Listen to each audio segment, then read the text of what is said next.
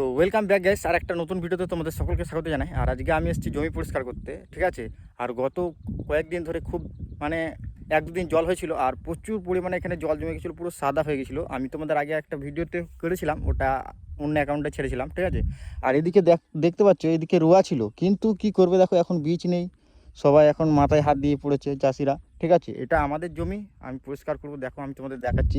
এই যে এরম জঙ্গল হয়ে আছে, এরম আমি পরিষ্কার করছি, কারণ কালকে রুইয়ে দেবো, আর বেশি সময় নেই কো, বুঝতে পারছো। আর এইখানে দেখতে পাচ্ছ, আমি এখানে কেটে কেটে জড়ো করে রাখছি এখানে, এই পুরটাই মানে উপর আলে, ঠিক আছে। আর এখানে এখনও জমির অবস্থা খুব একটা ভালো নয় কো, ঠিক আছে। কালকে আবার পরিষ্কার করব আর সঙ্গে সঙ্গে আমরা রুইয়ে দেবো।